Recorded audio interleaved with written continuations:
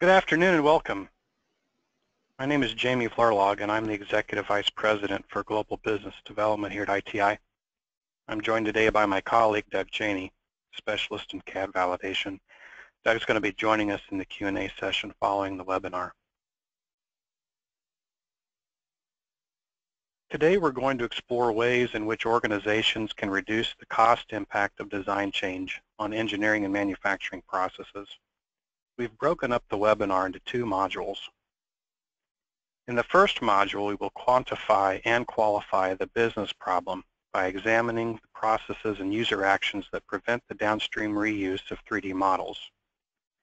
We will look at methods for measuring and documenting labor costs due to engineering changes, and we'll discuss how to evaluate partner and supply chain workflows. In the second module, we will examine methods for identifying and solving the technical problem. We'll identify several risk areas for engineering change, the types of solutions used to identify upstream and downstream MBE model changes, and automated methods for documenting and communicating change. Before we get started with our first series of recommendations, I'd like to talk a little bit about the impact of 3D product data design changes.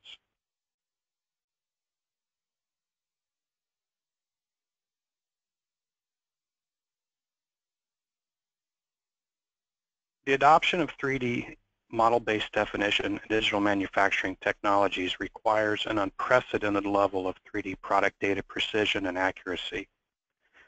Thus, an increasing focus for engineering and manufacturing leaders is minimizing the recreation of 3D product data.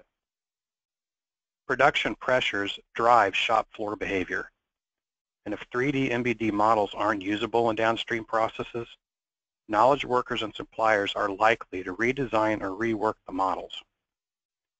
These scenarios often lead to unidentified and undocumented changes to 3D product data, which in turn leads to increased labor costs and product quality issues.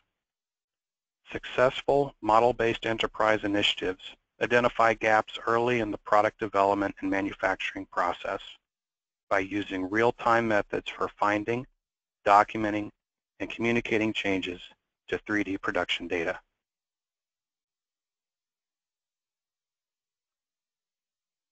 In the producer-consumer MBE ecosystem, the potential for 3D MBD product data change increases, particularly as the data is reused and repurposed. In downstream processes where 3D product data consumers are often reluctant to trust changes to the original 3D design, many choose to redesign the 3D model. In many cases, users do not document these 3D product data changes, nor do they communicate the changes back to design. This creates an environment that perpetuates quality risks to the manufacturing process and the physical product, which in turn leads to material waste, program delays, and increases in labor costs. For Fortune 500 manufacturers, ITI has uncovered annual labor savings ranging from $5 to $30 million, and in some cases higher. We will review an example of the metrics and formulas used in these calculations later in the webinar.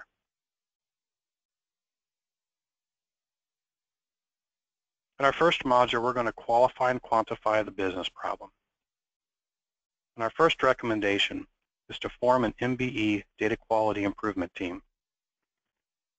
The first step is to assemble this team and establish the business requirements, justification, and budget needed to execute the work statement. Depending on the size and scope of the initiative, a project can span between 3 and 12 months, and in some cases longer. Successful project teams tend to have 4 common traits. The first is that they identify an executive sponsor with funding. They tend to select a product or a program that will not only benefit from the study, but that can also afford minor disruptions. They also ensure that the project team has adequate representation and relationships across engineering, manufacturing, IT, supplier management, and maintenance. And lastly, they tend to select team members who are comfortable with management and have a blend of technical, communication, and business skills. Our next recommendation is to begin the investigative process. So early in the project, it's important to learn the way in which engineering and manufacturing functions interpret, transform, or change the 3D models. Discover what new 3D product data is being created, and then determine if the changes are communicated upstream. In parallel activities, the project team should be interviewing key resources and following the 3D product data through each stage of the product lifecycle. The team should also be documenting the various tools, responsibilities, decision criteria, and work processes that lead to changes to the 3D models. The investigative process should start with 7 basic questions. Who or what initiates the change to the 3D MBD models? How are those model changes identified? Who distributes the model changes, and then who receives them? Do the data consumers trust that the model changes are accurate? Do they modify the models for input into downstream systems? And do those consumers document the changes they've made to the models? Are the documented model changes communicated upstream?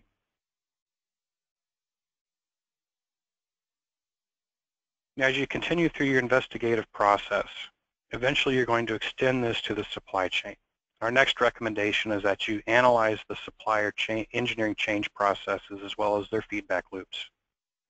So when a supplier receives a 3D data package, document how the model is distributed and then how it moves between functions and users.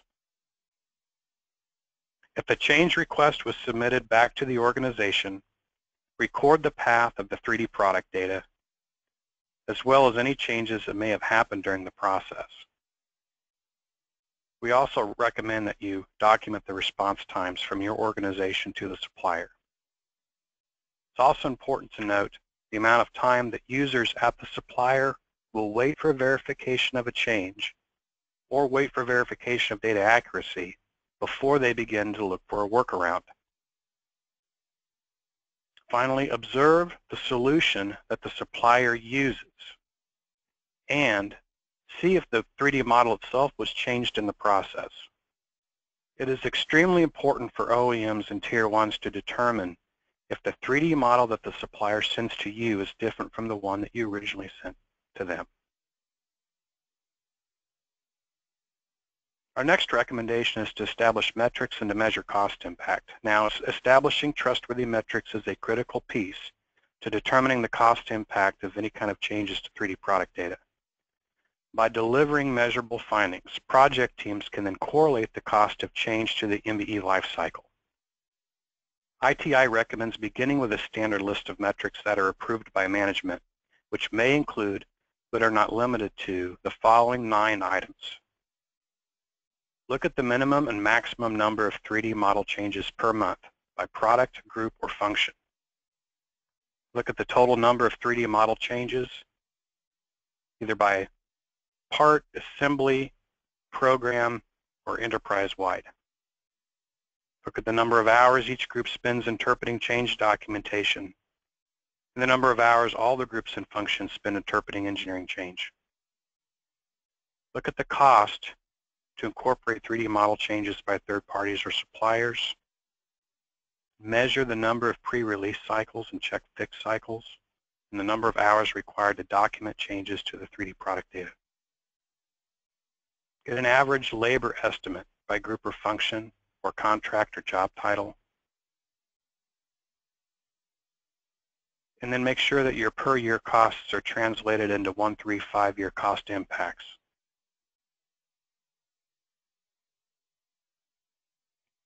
Our next recommendation is to correlate the metrics to cost impact formulas. Now, the information in this slide contains an example formula for correlating metrics into a cost impact formula.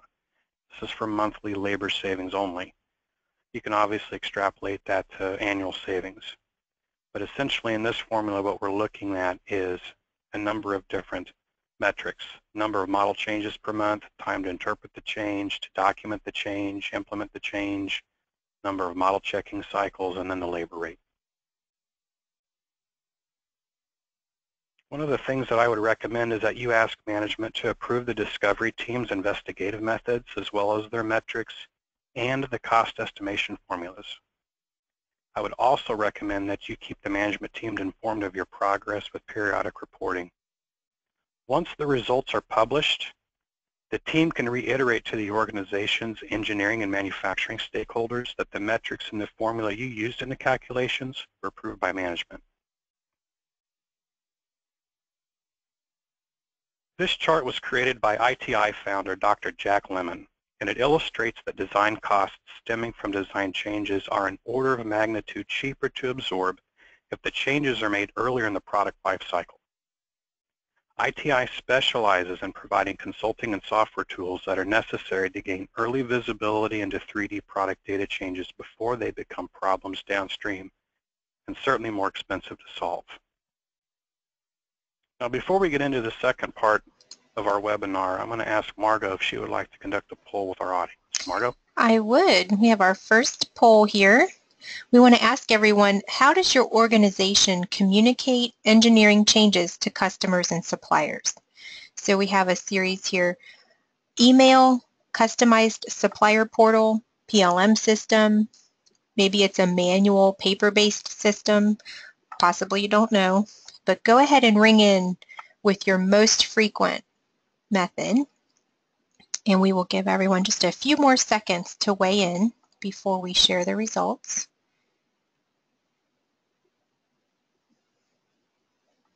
Okay.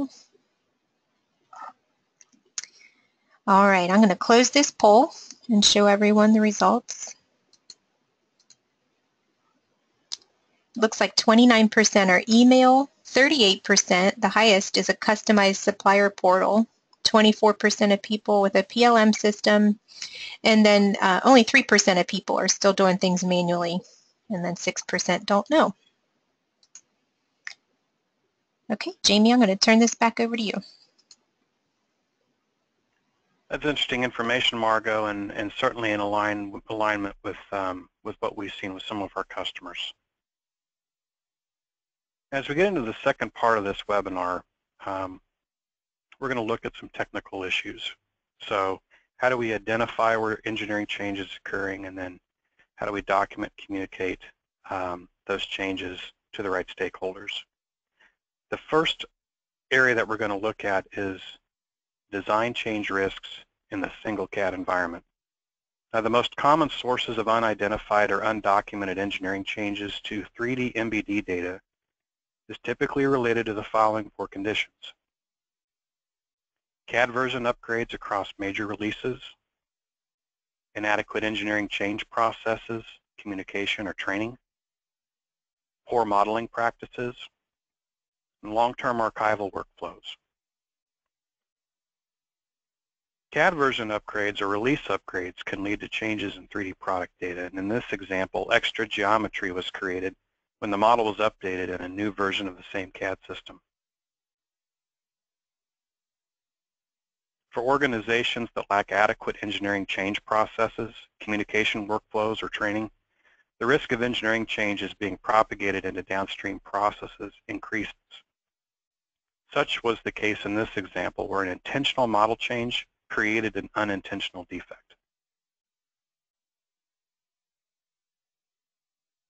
Non-producible conditions can be introduced into the 3D model through poor modeling practices. In this case, the model included a shape change that required manufacturing engineers to change the model to make it usable. In long-term archival workflows, where the 3D product data is converted to a neutral CAD format or a neutral visualization format, the derivative output may not match the source data. In this example, property defects and property changes occurred when translating the native model to STEP. Now, there are other issues that can lead to undocumented model rework. In many cases, unrealistic or ambiguous features are left open to interpretation by downstream users and suppliers. This often results in 3D product data variation that affects part quality.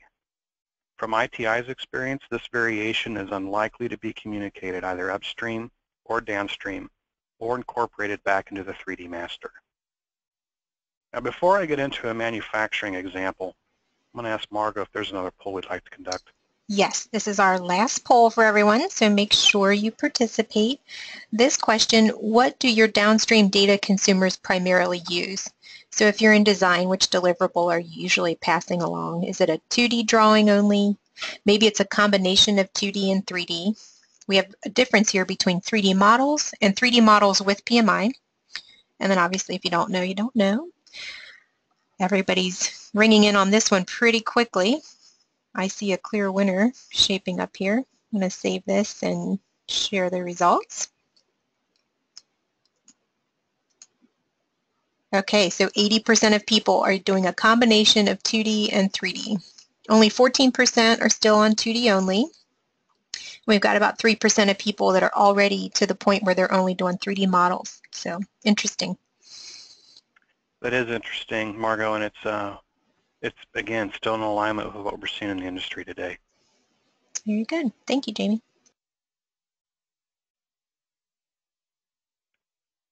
So ITI helped a large motor vehicle manufacturer identify the source of its part failures. The parts failure was the result of an undetected thin condition introduced into the 3D model upstream. This single failure resulted in unscheduled production delays, a major retooling effort, and wasted labor and material costs. To solve the problem, ITI implemented its software technology known as CAD-IQ.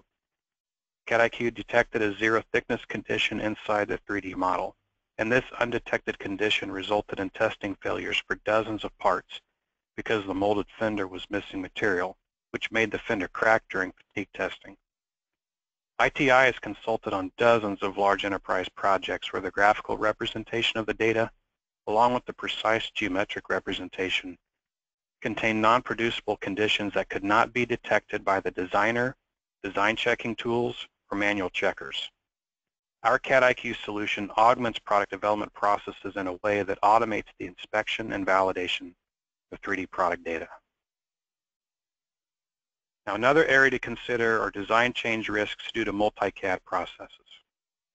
3D MBD models contain multiple elements, such as geometry, topology, spec trees, product manufacturing information. Therefore, unintentional and unidentified engineering changes are likely to occur in data transformation processes, particularly those that involve conversions from one native CAD system to another, translations from the native CAD system into a neutral CAD format such as STEP, or transformation from the native CAD system into a visualization format such as PDF or JT. We also see risk areas in model transformations for downstream use in simulation, analysis, or manufacturing. Anytime that legacy 3D product data is remastered for use in a 3D MBD context, anytime you migrate 3D product data from the original PDM or PLM system to a new system,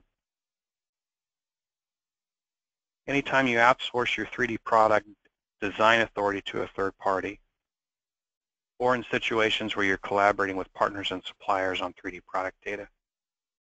These all pose design change risks. I'd like to talk specifically about change risks to product manufacturing information. With the standards and practices governing PMI open to interpretation, large enterprises struggle to enforce 3D modeling standards consistently. A lack of consistency leads to both poor upstream 3D product data quality and a lot of downstream rework. At a minimum, any automated software application used to identify engineering change, at least for PMI, should be able to detect the following: missing and overlapping annotations, collapsed dimension graphics, missing extension lines, applied annotation patterns, unassociated dimensions, datum targets, and annotations, missing datum references, undefined datum features, large and unrealistic tolerance zones, and changed annotations, particularly those that are rounded up or rounded down. Now, the next thing I'd like for us to look at is what the typical engineering feedback loop looks like for the MBE ecosystem. So typical feedback loops used for engineering change typically range from the casual shop floor conversation to documents, marked up drawings, spreadsheets, phone calls, emails, sometimes an embedded workflow within the PLM system.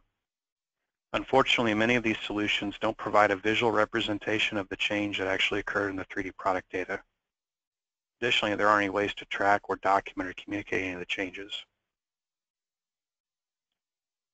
We recommend using 3D PDF as a communication tool for engineering change. And the reasons are that the PDF reader is free. It's also ubiquitous. With CAD IQ, we highlight where the 3D product data changes occurred. Users can also include redline markups and technical notes. And for most users, the learning curve for using Acrobat is much shorter. When there is no detailed 2D drawing to redline, particularly in the case of an MBD environment, the 3D PDFs can serve as the reporting document for tracking and archiving changes to the 3D product data. CAD IQ enables users to identify engineering changes and then output a 3D PDF report detailing the nature and location of the change. Users can mark up changes and then communicate the changes back to the appropriate stakeholders.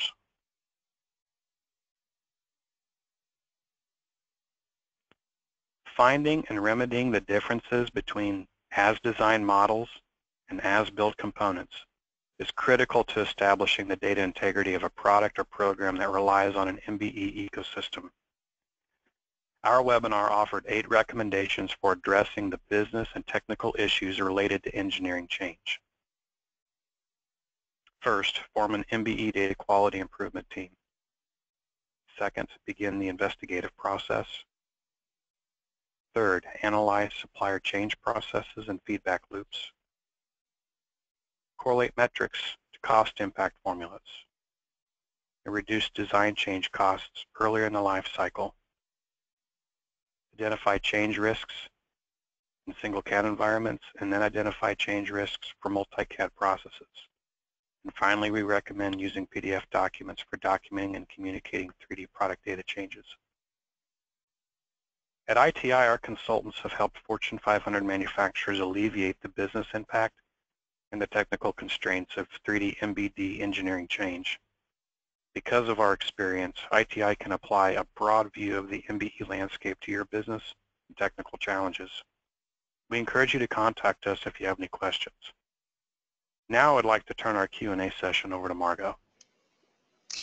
Thanks, Jamie.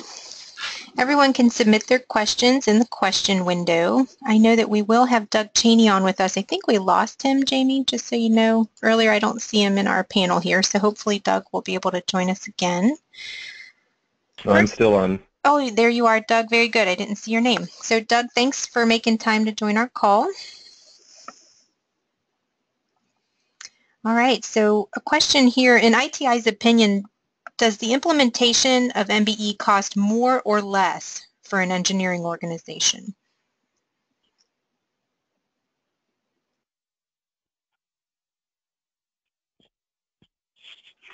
So Margot, I'll weigh in on that one. We've done several assessments with customers recently and have determined that if you're going to implement MBD to its fullest extent, where you're taking advantage of all of its strengths and preparing to get the full benefit downstream, the initial implementation cost is actually higher in general than the costs that you pay now with traditional 2D drawings and or 3D reference models. So it's important to set the expectation that at least initially you're not going to save much money during the engineering process, but as Jamie talked about, there are several savings that more than compensate downstream. Okay, very good. Let's see here. Here's a question. What specific solutions does ITI offer to help companies to address these issues? Yeah, so I know we mentioned CAD IQ, but Jamie or Doug, do you want to take that one? Margaret, I can take that one. So I would say they fall into 2 categories. One, we provide consulting solutions for companies that are exploring the problem, and those consulting solutions take the form of project-centric type deliverables. The second is the technology solution, and most of those technology solutions are wrapped up in our CAD-IQ program and can extend to some of the other software solutions that we offer. Okay, great. I have a question here that maybe Doug can answer. Can the CAD-IQ markup output be stored in JT other than 3D PDF? I know we have a lot of JT users out there. We've received that request a few times and are still investigating the possibility, but currently the only graphical export from CAD-IQ is to either a 2D or a 3D PDF. Okay. And on the 3D... Let me add another answer. Let me add another answer to Jamie's answer on our solutions for MBD. The proficiency technology that facilitates the migrating of legacy models into your current CAD system also has what we call a draw to PMI capability, so that when you have 2D drawings that are associated with a 3D model, you can use the draw to PMI technology to efficiently, in a semi-automated way, migrate the annotations from the 2D drawing into the 3D model. And anything that doesn't go smoothly and fully automatically, the application walks the user through the process of dispositioning the remaining annotations so that you get a complete and accurate 3D MBD model when you start with a 3D geometry model and an associated 2D detail drawing. Okay, very good. On the same topic of the 3D PDF, someone asked, how do we control the work instructions that are associated to the 3D PDF if they change?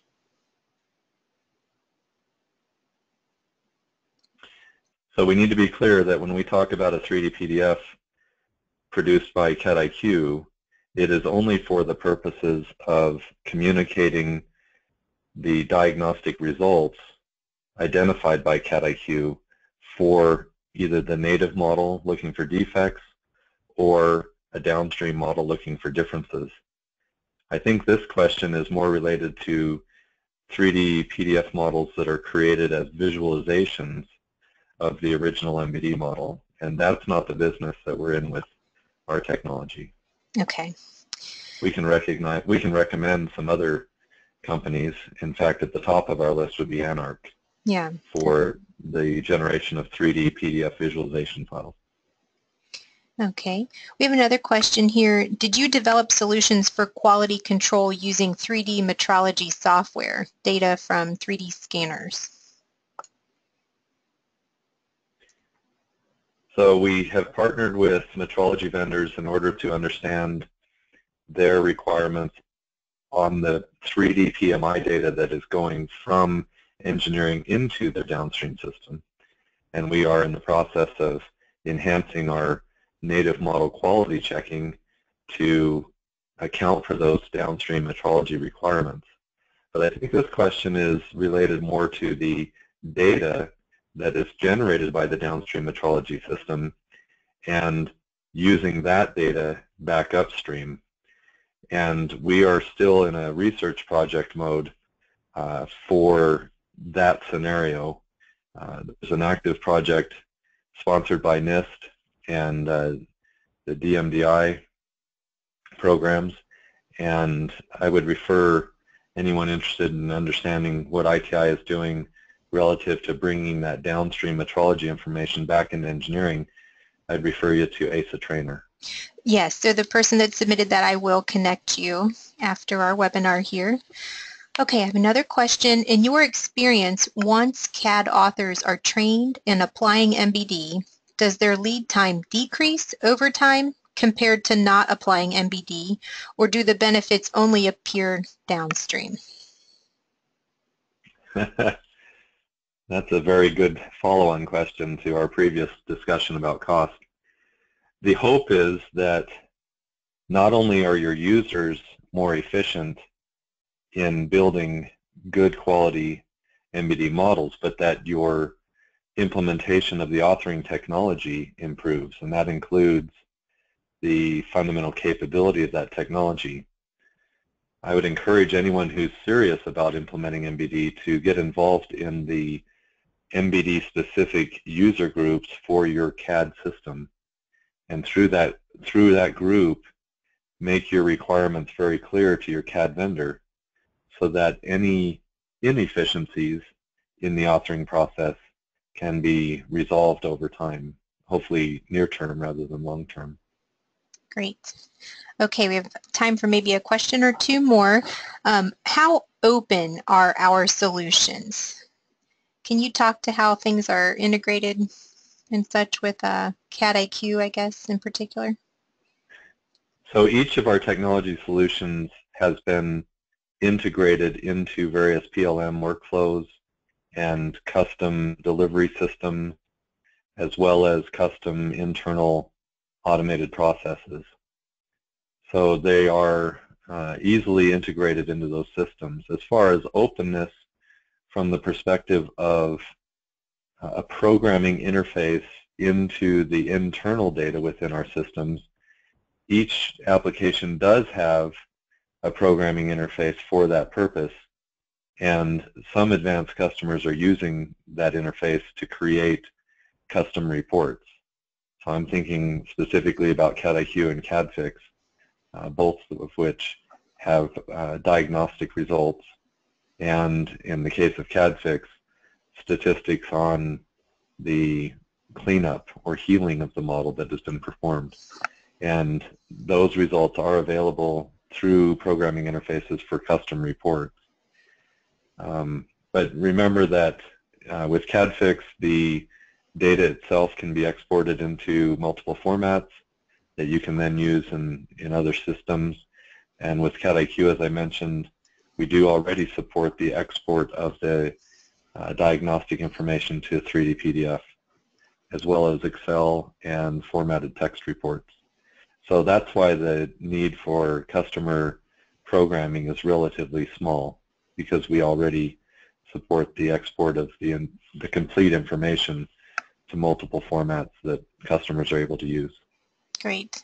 Okay, I know we're close to time here. I'm going to ask you one more, and then if anyone else's questions don't get in, please feel free to send them to this email, or you can reply when I send materials later. This might be a tough one, Doug, but any plans to make CAD, PLM, MBD in a software as a service model for economics of scale to enable easy deployment? What have we heard about that? That's a good question. I know that the U.S. government, through the DMDI program, is attempting to address that. They recognize that American manufacturing is going to survive only based on the latest innovations, and as this question addresses, those innovations are often costly and require capital expenditures that are beyond the small and medium business budget. So I would refer anyone interested in trying to decrease the entry costs for MBE to look into the DMDI Institute specifically for digital manufacturing. And again, ASA Trainer would be the best resource to continue that discussion. Very good. Well, Doug and Jamie, thank you again for your time on the webinar, and everyone who joined us today. Appreciate that. We will certainly get materials over to you soon. All right. Well, I'm going to wrap things up here. Thanks, guys.